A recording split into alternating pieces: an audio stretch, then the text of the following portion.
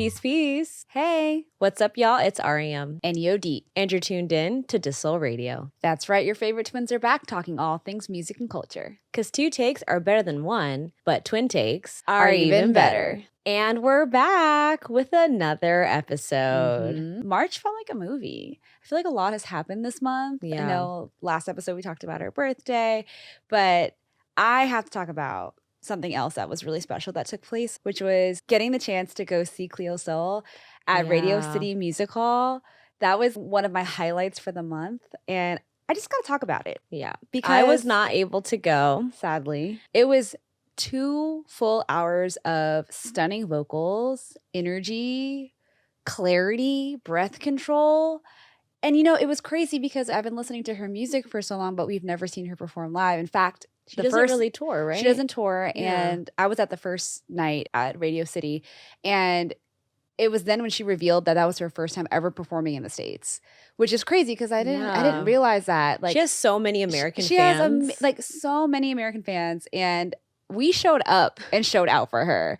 And you can just tell she was just so touched by her fans pulling up and showing out for her. And she really gave us a good show. So as I said, that was my first time ever seeing her live. And I've heard her music for some time, but just getting that opportunity, it was crazy because, dare I say, she sounds better live than she does in the recordings. Really?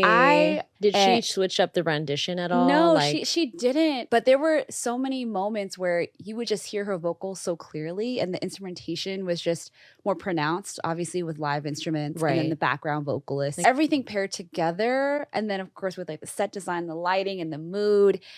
I was getting my whole life. Yeah. I was literally getting my whole life. And, you know, we obviously know she loves to talk about God and her music. And it was just, I was just having a spiritual experience. Yeah. I was in tears at one point. The one song that I wanted to hear the most out of all the songs was Things Will Get Better. Because that song has gotten me through some, you know, harder days in my journey. And just hearing her sing it live and just being able to receive the words in which she wrote and the intention in which she created that song.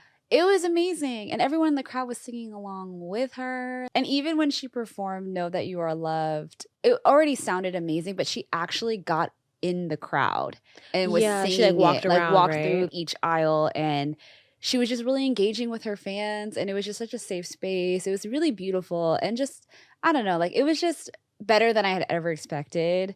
And I'm trying not to talk too much because I know you desperately wanted to be there, Ariam. I did. I experienced it for the both of us. Thank you. It was great. She looked stunning. The hair was on point. The glam, the dress that she wore that night was stunning. And I'm really grateful that I was able to go. And I just want to say thank you, Cleo. I know. I feel like, did I miss my opportunity? Because she had 3 sold out shows at Radio City Music Hall. She did.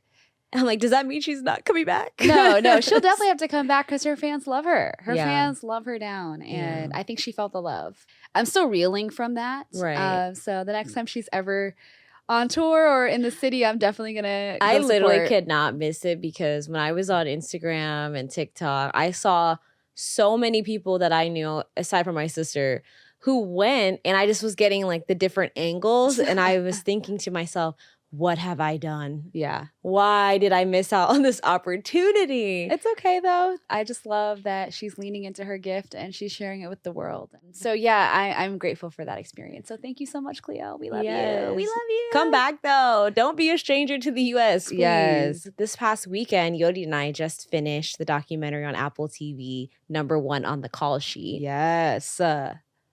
If you haven't seen it, go see this documentary. #1 on the call sheet is a term which means that you are the lead of a film. So if you're the main character, you're #1 on that call sheet. And then as the list goes on, your smaller roles, other production roles, etc. They go further and further down the list. What was interesting was that this documentary highlights the history of Black leads in film and in Hollywood.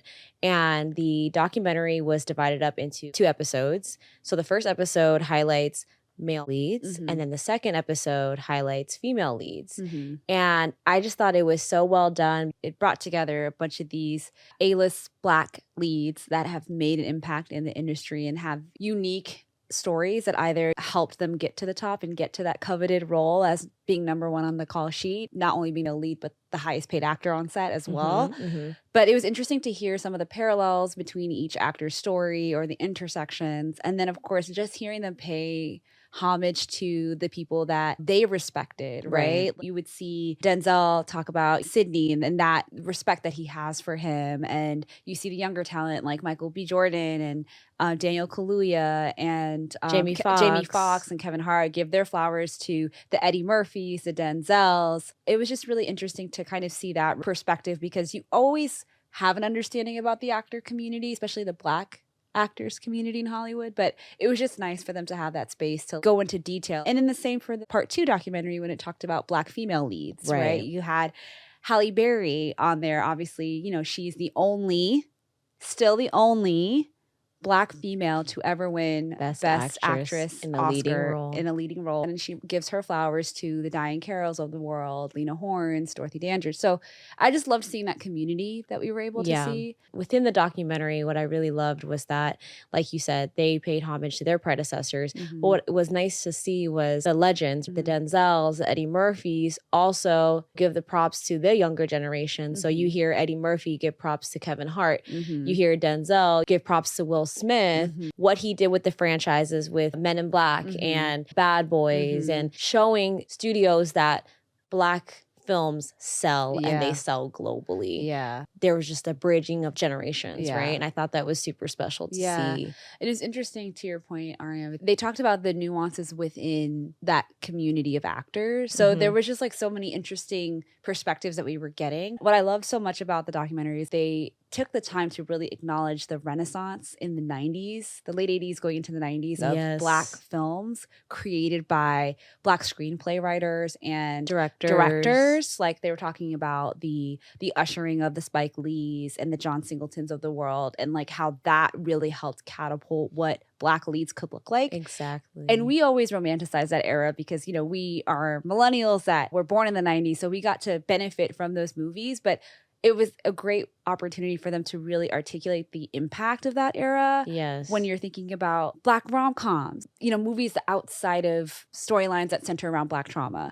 So they were showing the value of having Black creatives create these projects and showing the different perspectives within the Black experience, which therefore showed the range that these Black actors could showcase in their craft. And that's when these stories really came to life into the mainstream. And we as audiences and the era that we grew up in, we were able to benefit from, like you said, the Best Mans, the Brown Sugars, the Waiting to Exhale. You know, we were able to see representation. It's so interesting just to hear how they got here.